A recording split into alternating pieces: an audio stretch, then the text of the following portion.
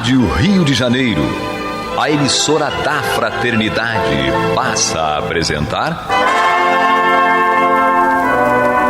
Luz na Penumbra, programa que leva ao seu coração a mensagem da doutrina espírita.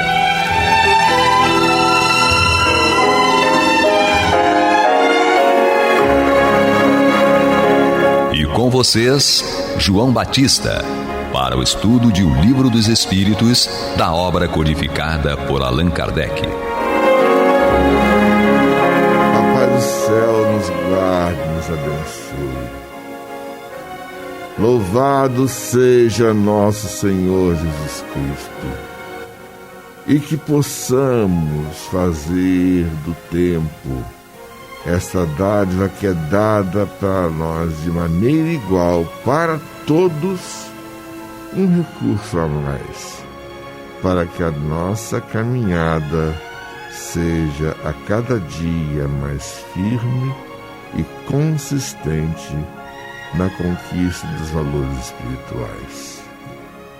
Hoje, dando sequência àquilo que estudamos na semana passada, e que estudamos o tópico que fala a respeito das decepções, da ingratidão e das afeições destruídas. E aí vamos encontrar uma coisa. As nossas dificuldades, antes de eu falar a respeito do título do nosso estudo de hoje, as nossas dificuldades de relacionamento têm tudo a ver com os nossos problemas de falta de evolução espiritual. Isso é um fato. E Papai do Céu, o que faz? Deus não castiga, Deus educa.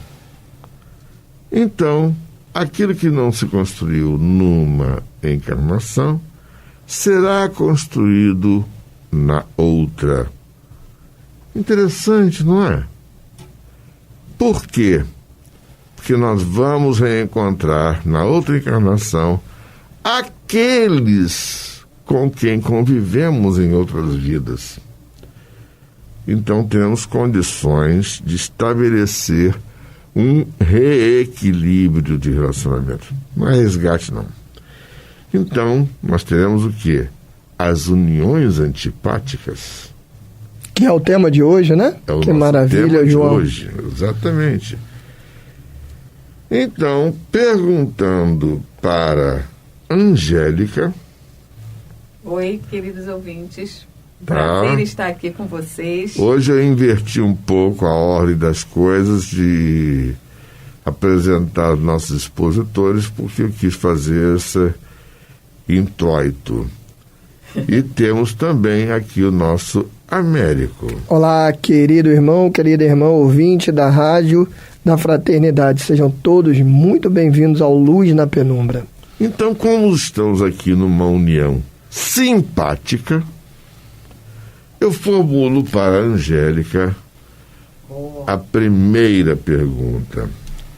Uma vez que os espíritos simpáticos são levados a unir-se, como é que entre os encarnados, muitas vezes, a afeição existe apenas de um dos lados, e o amor mais sincero seja acolhido com indiferença e até com repulsa?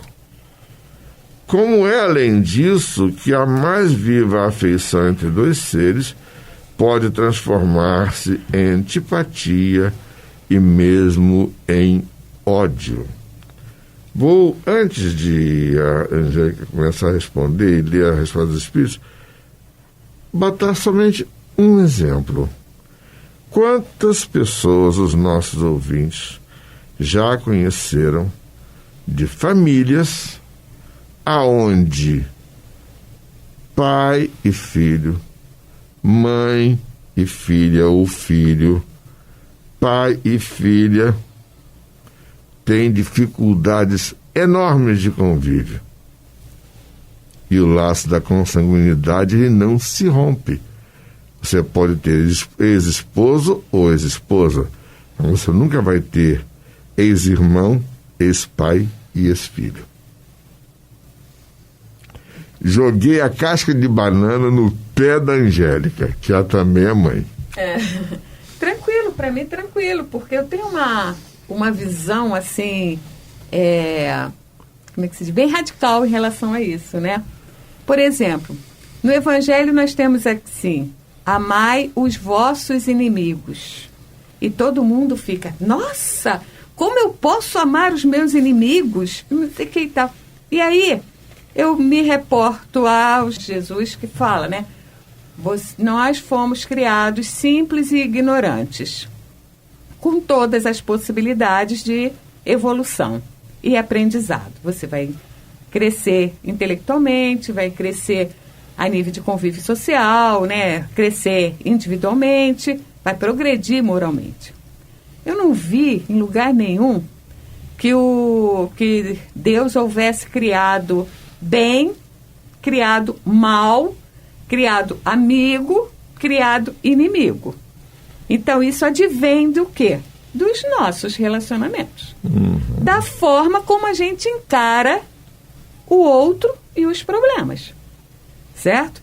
Então, a partir do momento que a gente imagina isso, quando ele vai perdoar os vossos inimigos, gente, esses inimigos não aconteceram à toa. E aí a gente vem aqui nas uniões antipáticas e vê, poxa, como que eu estou de uma afeição, um relacionamento que no início era tudo amor e de repente se transformou num ódio mortal que leva até o desencarne, né? Tem muitas pessoas cometendo homicídios com parceiros, com filhos, com parentes ou até amigos por conta do ódio que veio por uma frustração, por uma decepção, por uma não realização de expectativa, não correspondeu às suas expectativas, não satisfez o seu orgulho e a sua vaidade e o seu egoísmo, se transforma em inimigo. Então, a gente tem que raciocinar um pouquinho sobre isso. Mas vamos à questão dos espíritos. Vamos ver o que eles dizem com relação à pergunta 939. Então, não compreendeis que se trata de punição, embora passageira? Depois, quantos não são os que acreditam amar perdidamente, porque apenas julgam pelas aparências, mas que, quando obrigados a viver com as pessoas, não tardam a reconhecer que não passava de um entusiasmo material? Não basta uma pessoa estar enamorada de outra, que lhe agrada, em que supõe belas qualidades.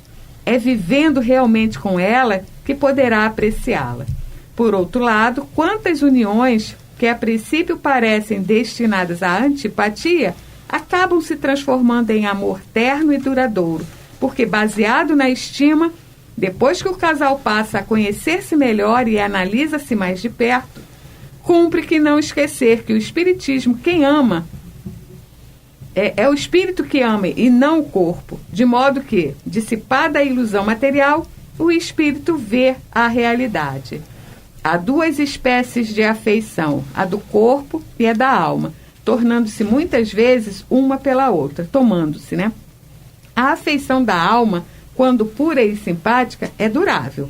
A do corpo é perecível. Eis porque, com muita frequência, os que julgavam amar-se eternamente acabam por odiar-se, desde que a ilusão se desfaça.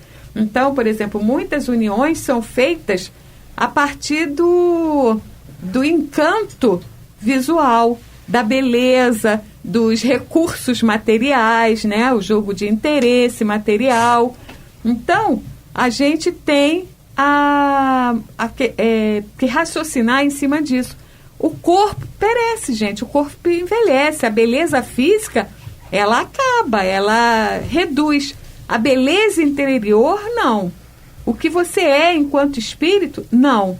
Então, isso é que te faz crescer nos relacionamentos.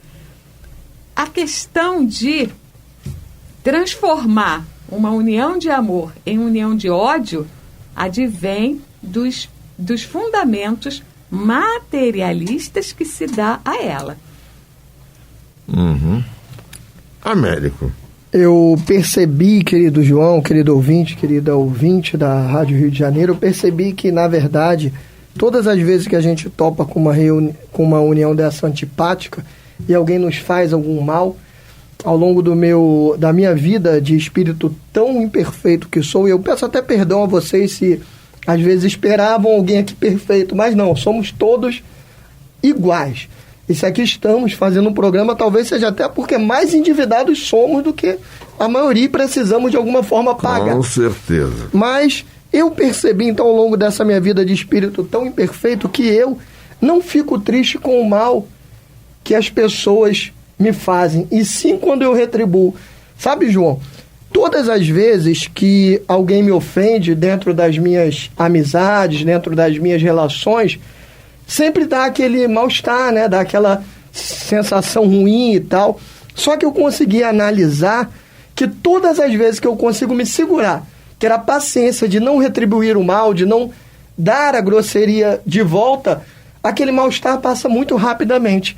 E às vezes em que eu, espírito imperfeito que sou, acabo retribuindo a grosseria e fazendo mal também, aquela antipatia, além dela aumentar, porque quando a gente retribui o mal, a gente aumenta a antipatia, eu também sofro muito. Às vezes eu fico dias passando por aquele sofrimento, e aquele sofrimento não é pelo que o outro me fez, mas sim pela forma com a qual eu agi, retribuindo o mal. Então, só de nós nos segurarmos e fazermos a nossa parte não retribuindo o mal, a gente já consegue, além de diminuir a antipatia, impedir o efeito danoso dessa antipatia na nossa vida. O mal que porventura alguém nos faça, se nós seguramos, simplesmente se extingue. Simples. É difícil. Se Muito. fosse fácil, nós não estaríamos num mundo de expiação e provas. Mas vamos agora escutar a nossa vinheta. Você está ouvindo pela Rádio Rio de Janeiro o programa Luz na Penumbra, com estudo de O Livro dos Espíritos, na apresentação de João Batista. Então, dando sequência à questão das uniões antipáticas, a pergunta 940 e 940A será respondida pelo nosso Américo. Eu vou ler as duas perguntas, antes de mais nada, para que você possa explaná-las livremente. A falta de simpatia entre seres destinados a viver juntos não constitui igualmente fonte de sabores tanto mais amargos porque envenenam toda a existência? E na pergunta 940A, mas nesses casos não há quase sempre uma vítima inocente? E aí, Olha, querido João, eu vou me socorrer aqui das palavras da Angélica, né? E eu achei maravilhosa a explicação dela quando ela disse para nós que Deus não criou inimigos. Os inimigos são criados ao longo da nossa jornada evolutiva através dos nossos equívocos.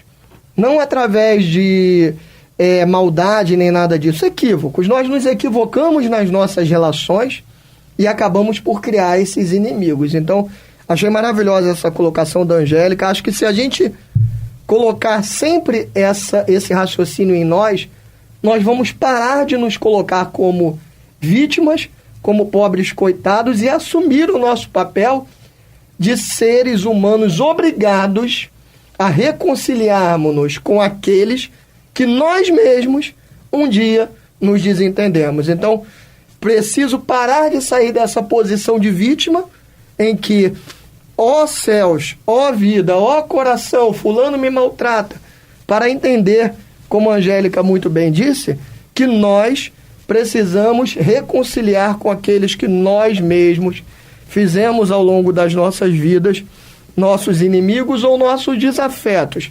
usando uma palavra um pouco mais amena. E os espíritos falam assim pra gente: se a falta de simpatia não constitui uma fonte de sabores, eles dizem que sim, muito amargos realmente. Trata-se, porém, de uma dessas infelicidades de que sois, olha só, de que sois, na maioria das vezes, a causa principal. Em primeiro lugar, são as vossas leis que são erradas, pois acreditais porventura que Deus obrigaria a permanecer junto dos que vos desagradam? Qual é esse primeiro ponto aqui? Ele está falando aqui, me parece, pelo entendimento da resposta, sobre os casamentos. O casamento, nós temos uma lei equivocada que diz que a gente tem que ficar eternamente casado. Ele diz que é o equívoco. Então, é óbvio que o nosso objetivo é se reconciliar, nos reconciliarmos. Mas se nós percebemos que num determinado momento, ao invés de se reconciliar com aquela pessoa, de nos reconciliarmos com o nosso companheiro, a nossa companheira, a inimizade, o desafeto está aumentando ainda mais, é um equívoco continuar junto para chegar ao ponto, como vocês falaram no início, antes do nosso intervalo, para chegar ao ponto, às vezes, até de matar um ao outro. Então, se não está tendo nenhum jeito, é um equívoco acreditar que essa união é indissolúvel e que eu não posso ter uma moratória. Até o banco, quando a gente não está conseguindo pagar, a gente vai lá no banco e fala assim: parcela um pouquinho mais, vamos renegociar a nossa dívida. Sem dúvida nenhuma, aquele desafeto é uma dívida minha que em algum momento eu vou ter que pagar. A reconciliação ela é obrigatória. Mas se ela não está dando para eu pagar, para eu reconciliar-me, para eu pagar essa dívida nesse momento, eu peço uma moratória. O que é a moratória? Separa um pouquinho, talvez durante essa vida toda, ou até talvez momentaneamente. Pode ser que ainda nessa vida eu consiga voltar e me reconciliar. Mas se naquele momento não está dando, eu peço um tempinho e depois eu volto. Então é um equívoco acreditar que nós precisamos obrigatoriamente ficar numa situação em que às vezes a inimizade está se agravando. E depois os espíritos dizem que nessas uniões geralmente buscais a satisfação do orgulho e da ambição, mais do que a felicidade de uma afeição mútua. Então sofreis as consequências de vossos preconceitos. O que eles estão nos dizendo? Quantos casamentos se dão porque as pessoas olharam para o outro e falaram assim: nossa, essa é uma pessoa boa de coração, vou casar. Nossa, esse é um espírito simpático a mim, vou casar. Quantas? Normalmente se casa porque o fulano tem dinheiro, porque o fulano é bonito, porque a fulana tem dinheiro, porque a fulana é bonita, porque eu preciso, para a minha determinada profissão, ter o nome daquela família, que é uma família importante, por N motivos. Mas geralmente esses motivos não estão ligados à afeição de alma para a alma. E ele diz que quando essa afeição não é de alma para a alma, fatalmente nós teremos o desencanto e a desilusão. Porque se a gente só se apega a uma pessoa por conta de características exclusivamente materiais, exclusivamente mesquinhas, como isso, como dinheiro, ou o corpo físico belo, ou a aparência de ter alguém ali do seu lado que tem um nome famoso, tudo isso vai passar e o convívio entre essas pessoas será insuportável. Esse é um ponto, então. É óbvio que isso eu mesmo busquei para mim. E na 940A, ele diz, quando os espíritos perguntam, né, como o nosso João leu aqui, se não há quase sempre uma vítima inocente. Respondem que sim. Então, às vezes, existe a vítima inocente, mas para ela constitui uma dura expiação. Isso aqui é bem claro para a gente. A vítima é inocente naquela relação dos dois. Mas se para ela constitui uma dura expiação, como os espíritos estão colocando ali, aquela expiação, o que é expiar? É pagar por um erro que eu tive lá atrás. É melhorar-me através da quitação das minhas dívidas. Então, de alguma forma, é uma dívida que eu tenho, se não com aquela pessoa, mas com outros. De alguma forma eu precisava expiar aquilo ali. Mas a responsabilidade da sua desgraça recairá sobre aqueles que a causaram. Ou seja, sempre, ainda que aquela vítima precise expiar aquilo, Isso é até aquela questão que Jesus falou, né? Os escândalos são necessários, mas ai de quem seja o provocador do escândalo. Então, ainda que aquela vítima precise passar por aquela expiação, aquele que está fazendo mal à vítima, sem dúvida nenhuma, vai pagar por aquilo ali. E ele finaliza dizendo que se a luz da verdade já houver penetrado na sua alma, a vítima buscará o consolo em sua fé no futuro. Então, a vítima, ela pode a qualquer momento parar de sofrer, desde que ela tenha fé, desde que ela consiga não deixar aquilo ali, aquela relação antipática, lhe atingir. À medida que os preconceitos diminuírem, as causas dessas desgraças íntimas também desaparecerão. Então, se nós, pouco a pouco, evoluirmos, nós conseguiremos não sofrer mais com essas uniões antipáticas. Veremos essas uniões antipáticas como uma oportunidade de exercitar a nossa paciência, a nossa caridade, a nossa benevolência e tantas outras características que nós, espíritos imperfeitos, ainda precisamos desenvolver. Ou seja, temos que aprender a amar e respeitar uns aos outros. É interessante observar que há determinados sofrimentos que praticamente podem se considerar insolúveis em termos assim de relacionamentos humanos. Quando eu comecei o estudo, eu falei a respeito de que você pode ter ex-esposo, ex-esposa, você não tem ex-filho, ex-filha, nem ex-irmão. Nem tem ex-pai ou ex-mãe. Por quê?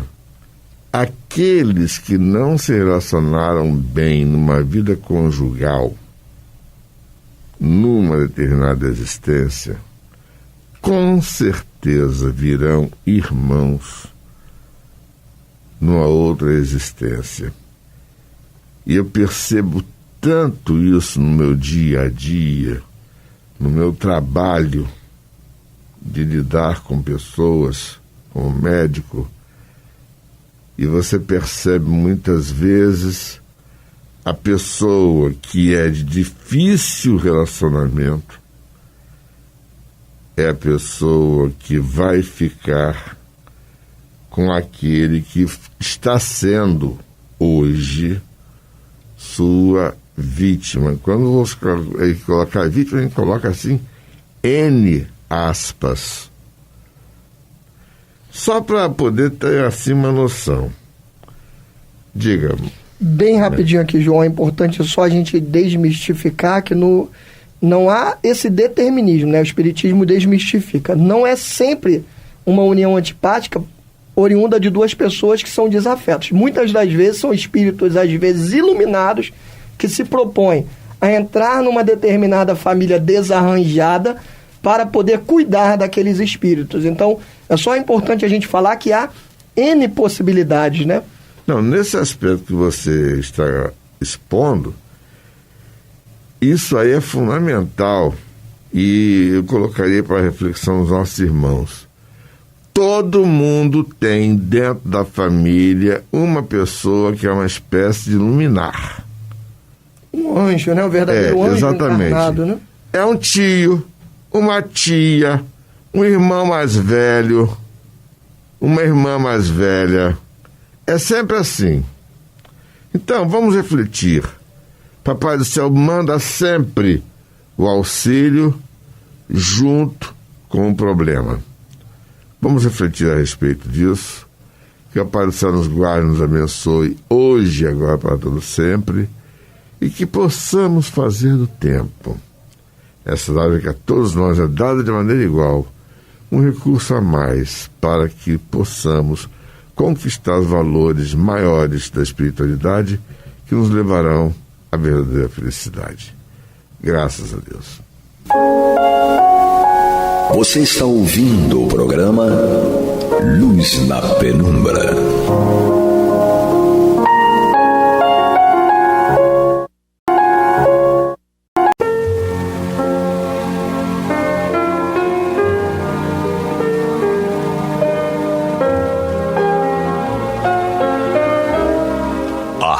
Rio de Janeiro está levando ao seu lar e ao seu coração a mensagem consoladora da doutrina espírita, através do programa Luz na Penumbra.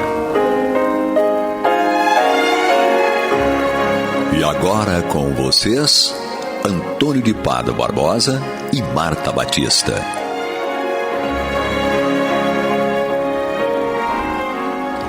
Olá, meus amigos, estamos aqui de volta mais uma vez para darmos prosseguimento ao estudo do Evangelho segundo o Espiritismo neste programa Luz na Penumbra. Nós ainda estamos aqui no capítulo 23, Estranha Moral, que eu considero um capítulo que merece ser estudado com todo carinho para tirar de nós quaisquer dúvidas a respeito das proposições e ensinamentos do Cristo. Então, para continuar este trabalho, nós temos aqui conosco, mais uma vez, como sempre, a Marta Batista, que vai nos abrilhantar com seus comentários sobre os itens 9 e subsequentes, que tem por título Não vim trazer a paz, mas a divisão. Realmente, este capítulo é complicado, né? Que tem esse item aqui que Jesus diz que não veio trazer a paz, mas veio para dividir. Então, se você lê só isso, você já fica meio, como se diz aí na gíria, fica meio cabreiro. Então, vamos pedir a Marta para nos tirar essa cabreirice, porque a gente não ficar aqui preocupado com o que Jesus disse, ou a gente não entendeu, ou ele não estava bom na hora que falou isso, Marta. O que você vai falar para nós? Pois é, muito bem. Olá, Antônio, olá, amigos ouvintes, amigas. Vamos tentar refletir, vamos tentar raciocinar, né? Por isso é a doutrina da fé raciocinada. Nós temos que aprender a esse exercício do raciocínio para que possamos não só entender e interpretar com razão o que Jesus queria nos dizer, mas para que possamos tirar dali bons frutos. Porque se nós não soubermos interpretar, vai ficar complicado, porque não vamos conseguir tirar 1/1000 dos frutos que poderíamos retirar dos seus ensinamentos, né? Então, vamos iniciar lendo aqui as citações bíblicas, para posteriormente entrarmos nas explicações que Kardec nos traz, as suas brilhantes reflexões sobre as orientações de Jesus. Não vim trazer a paz, mas a divisão. Não penseis que vim trazer a paz à terra. Não vim trazer a paz, mas a espada. Porque vim separar o homem de seu pai, a filha de sua mãe e a nora da sogra. E o homem terá por inimigos aqueles da sua casa. Mateus capítulo 10, 34 a 36. E ele segue. Eu vim para lançar o fogo na terra. E que quero eu, senão que ele se acenda? Devo ser batizado num batismo, e quanto me sinto desejoso de que isso aconteça. Julgais que vim trazer paz à terra? Não, eu vos asseguro, mas há separação. Porque de hoje em diante, se houver 5 pessoas em uma casa, elas estarão divididas umas contra as outras. 3 contra 2 e 2 contra 3. O pai contra o filho e o filho contra o pai. A mãe contra a filha e a filha contra a mãe. A sogra contra a nora e a nora contra a sogra. Lucas, capítulo 12, versículos 49 a 53. Muito bem. Então, o que nós entendemos, podemos entender e retirar dessas duas citações, segundo Mateus e Lucas, que, segundo eles, foi o que Jesus falou e deixou para nós. Quando ele nos diz que nós não devemos pensar que ele veio trazer a paz à terra, mas sim a espada, nós temos que entender que essa espada é uma espada simbólica, é uma espada alegórica. Então, isso é a primeira coisa. Como nós já vimos em todos os estudos desse capítulo, eu e o Antônio, nós sempre começamos falando sobre essa questão, que o próprio título do capítulo já nos induz, nos mostra, nos indica o caminho que nós devemos seguir para estudar esse capítulo. É estranha moral. Então, se é estranha, é porque tem algo por trás dessa moral. Se essa moral é do Cristo, ela não poderia ser estranha em princípio. Então, você já começa logo ao ler o título do capítulo, entender que você precisa entender tudo que for falado aqui como alegoria, como algo simbólico. Então, quando ele diz que não veio trazer a paz à terra, mas a espada, essa espada é a espada da divisão, como ele diz abaixo, em Lucas. Por isso Kardec sempre traz, ele não divide, não oferece, melhor dizendo, dividir, não oferece as citações bíblicas segundo a cronologia, ele oferece segundo as ideias. Por quê? Porque ele trouxe, segundo Mateus, a ideia da divisão e a ideia da paz, da espada, como algo que seria simbolicamente contrário à paz, e em Lucas ele traz a ideia da divisão. Então, o que ele quer dizer é que essa paz, não haveria mais a paz com a proposta, com a filosofia que ele traz, com a doutrina que ele traz, porque as pessoas tiveram séculos e séculos, viveram séculos com essa ideia viciosa de paz. Uma ideia de paz totalmente contrária ao aspecto e à perspectiva espiritual. Então é isso que a gente precisa entender. Então, a partir dessa ideia de que ele veio trazer uma paz e essa paz não se estabelece, por que isso acontece? Aí ele cita logo a família, porque a gente não convive no dia a dia, não é com a família, primeiramente, né? Depois, na sociedade, com os colegas de trabalho, os amigos, etc. Mas, em princípio, o dia a dia da gente é com a família. E com a família, a gente observa, né? Quem é espírita pode dizer isso com bastante tranquilidade. É rara a família, é rara a casa ou lar que tem todos ali com os componentes, pai, mãe e filhos, né? E aqueles que coabitam, com a mesma doutrina, com a mesma proposta religiosa. É difícil, muito difícil, sobretudo se for o espiritismo. Ainda é mais difícil ainda. Então, é a partir dessa ideia que, como Jesus trazia uma proposta doutrinária, um conceito de filosofia de vida, em que tudo o que nós tínhamos como verdade, que era na perspectiva material, teria que ser subvertido e teria que ser reentendido e compreendido, com certeza isso ia provocar o quê? Um incômodo, ia causar mal-estar. Por quê? Porque estávamos acostumados a ter uma ideia viciada, né, de paz por séculos. E essa ideia qual era? Era de uma paz de ociosidade, de garantias exteriores, né? No qual a ideia de paz seria, olha, eu ganho muito bem, eu tenho uma renda maravilhosa e eu então posso desfrutar de fazer poucas coisas e me divertir muito, trabalhar menos e me divertir mais. Então, essa ideia de ociosidade como sendo presente, como sendo a representação da paz, era a ideia viciosa da perspectiva material que nós tivemos por séculos, né? De ociosidade. Ora, sendo assim, logicamente que quando você tem uma proposta filosófica que vem subverter tudo isso, vai incomodar.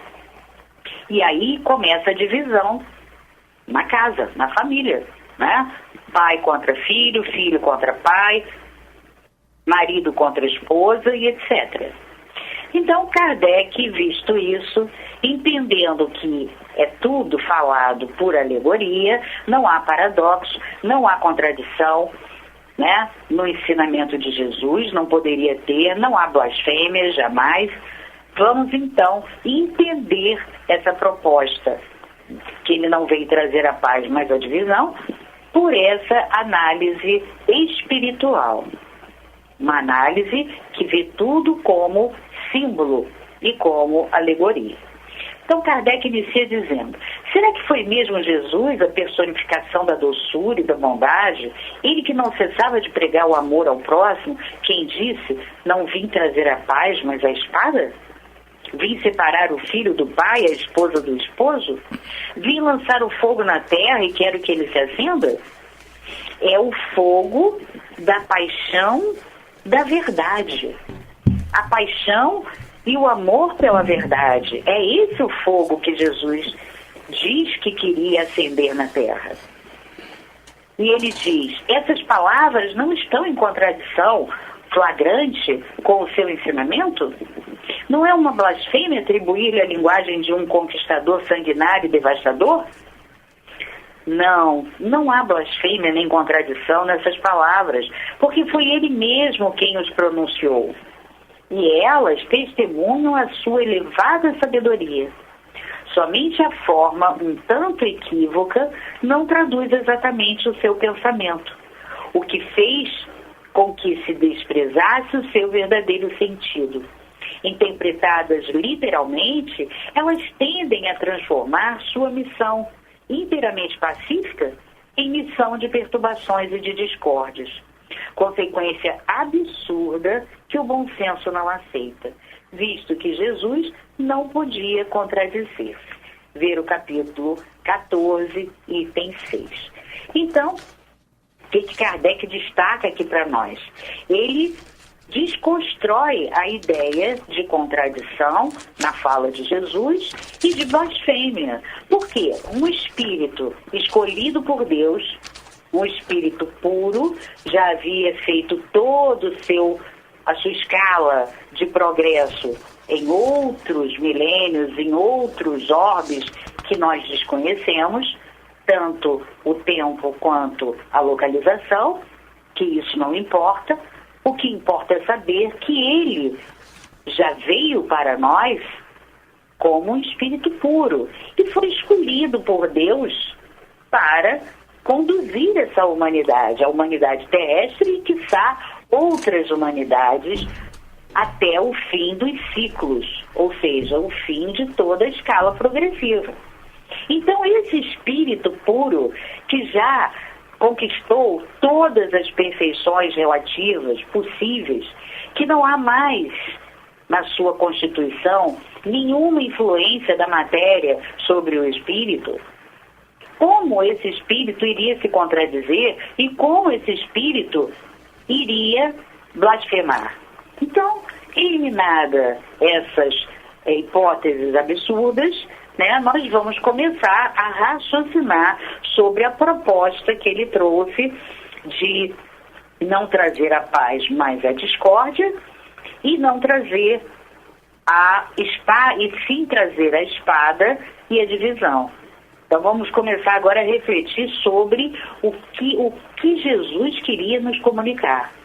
Vamos começar a entender, até para que a gente se console, porque no nosso percurso, na nossa trajetória de busca da perfeição, de busca do progresso na evolução, nós sofremos bastante, E nós sofremos por quê? Justamente porque há essa incongruência, essa dificuldade de entendimento e o incômodo, porque nós incomodamos quando nós abraçamos a proposta de Jesus, que é a do espiritual sobre o material.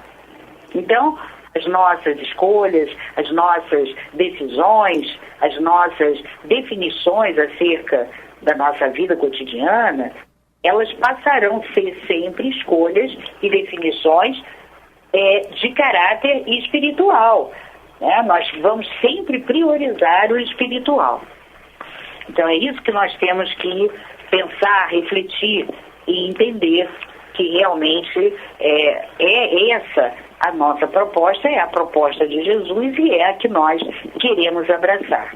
claro que vamos incomodar, como incomodou durante séculos e séculos e no próprio momento em que Jesus aqui esteve entre nós em carne. Então Kardec segue aqui dizendo: toda ideia nova, ele vai trazer a reflexão acerca da proposta filosófica, né? Ele já disse, já desconstruiu o paradoxo, o absurdo, a contradição e a blasfêmia. Agora ele vem trazer para nós o raciocínio sobre a proposta filosófica. Então ele diz: toda ideia nova forçosamente recebe oposição. Não existe uma única que se tenha estabelecido sem lutas. Nesses casos, a resistência contrária à ideia é sempre proporcional à importância dos resultados previstos. Porque quanto maior ele for, mais interesses contraria. Se essa ideia for notoriamente falsa, se for considerada sem consequências, ninguém se preocupa com ela e deixam-na passar, sabendo que não tem vitalidade. Mas se é verdadeira, se está assentada em bases sólidas, se para ela pode-se entrever um futuro, um secreto pressentimento, adverte seus antagonistas de que tal ideia representa um perigo para eles e para a ordem das coisas em cuja realização estão interessados. Eis porque se lançam contra ela e contra seus partidários. Aqui nós temos que entender o que Kardec nos explica sobre a proposta de caráter filosófico que envolve os ensinamentos do Cristo e trazer tudo isso para o nosso dia a dia. Para o nosso dia a dia em família e o nosso dia a dia no movimento religioso. Então, toda vez que nós encontrarmos, sobretudo nos movimentos religiosos, né, todos os movimentos religiosos, você encontra isso. Que existem pessoas que têm uma proposta de busca da verdade. Claro, não são perfeitos, porque o planeta Terra não é planeta de perfeição, estágio de perfeição, mas essas pessoas têm uma proposta de busca da verdade, ou seja, de passar a entender e priorizar o aspecto espiritual em detrimento do material. E o que nós constatamos e verificamos? Que essas pessoas são perseguidas pelos próprios correligionários, pelos próprios irmãos de religião. E toda vez que nós encontrarmos uma sinalização como essa, devemos ficar muito atentos, acender todas as luzes dentro de nós e começarmos a refletir sobre aquela perseguição. Se a pessoa tem uma proposta de divulgar, de defender e de buscar a verdade, dentro, logicamente, do seu estágio intelecto-moral, e nós vemos o movimento religioso a perseguir essa pessoa, alguma coisa errada tem ali, né? Então, é isso que nós temos que entender e temos que criar uma couraça para podermos superar essas perseguições, não só perseguições específicas a um ou a grupos de pessoas que têm uma proposta de busca da verdade, de seguir as orientações do Cristo, de ser fiel ao Cristo, né? Existem até religiões que falam muito, né, da fidelidade, só que eles usam o termo equivocado, né? Usam Deus é fiel, né? Nós é que temos que ser fiéis a Deus, a Jesus, enfim, e as propostas corretas, né, que o Cristo nos trouxe em nome de Deus. Então, precisamos criar uma couraça para não nos deixarmos abater por essas perseguições. Porque muitos estão na religião, mas ainda sob a égide da perspectiva material.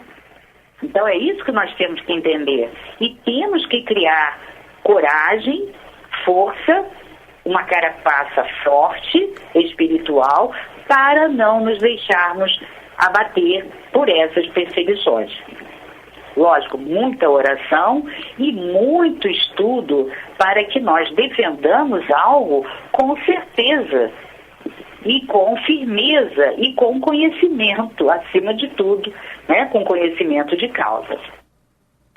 Então, ele encerra esse parágrafo com a frase: a importância e os resultados de uma ideia nova são medidas pela emoção que ela causa ao aparecer, pela violência da oposição que provoca e pelo grau e persistência da cólera dos seus adversários.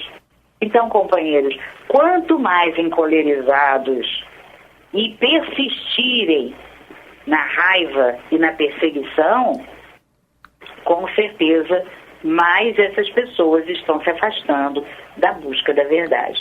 E nós devemos usar isso não para tirá-los da nossa convivência, mas para vermos ali algo que nós não devemos seguir. Não é mesmo, Tony?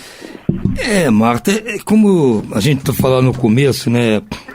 Precisa de se aprofundar bem na interpretação dessas palavras para que a gente não se perca, né? Numa interpretação errada pode fazer com que a gente se desvie um pouco do caminho, né? Exatamente. Exatamente. Um pregador de amor o tempo todo, de repente fala isso, você já começa a desacreditar.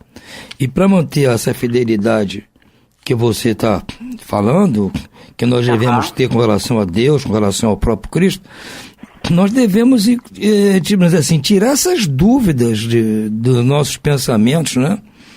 Porque o pensamento ainda é para nós uma coisa meio incontrolável. Então, se a gente se deixa contaminar pelas dúvidas, com certeza o nosso pensamento vai fazer com que nossas atitudes amanhã possam dar margem a arrependimentos no futuro. Então, eu considero importante realmente a elucidação dessa moral proposta pelo Cristo, para que a gente não se perca. Por isso é que, no meu ponto de vista, Marta, talvez nós estamos levando quase 2000 anos, ou vamos ultrapassar 2000 anos, da chegada de Jesus até agora, sem entender bem, sem cumprir principalmente o que ele falou, talvez por não entender bem o que ele falou. Porque nós não entendemos, então não conseguimos cumprir, porque até que temos boa vontade, se não entende, como é que você vai cumprir aquilo que você não entende? O risco de fazer besteira é muito grande. E a tentação é grande, então a gente prefere abandonar e ficar com as nossas tentações.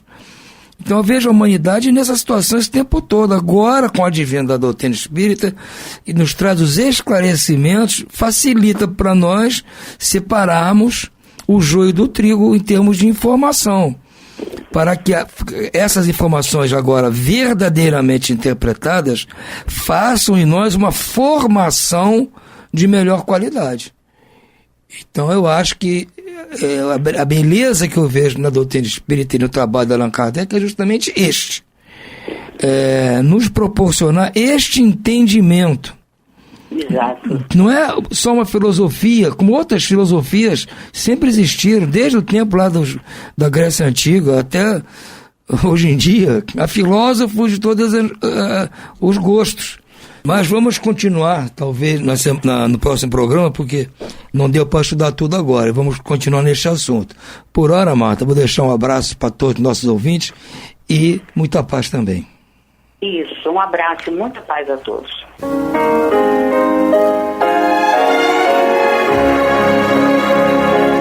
E vamos ouvir agora a prece de encerramento de nosso programa, na voz de Geraldo de Aquino.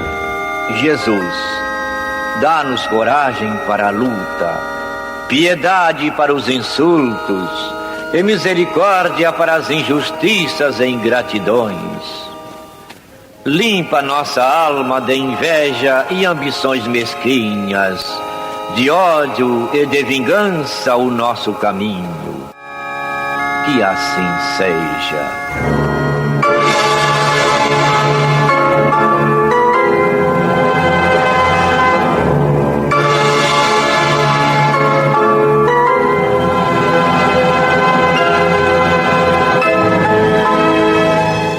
acabamos de apresentar o programa Luz na Penumbra.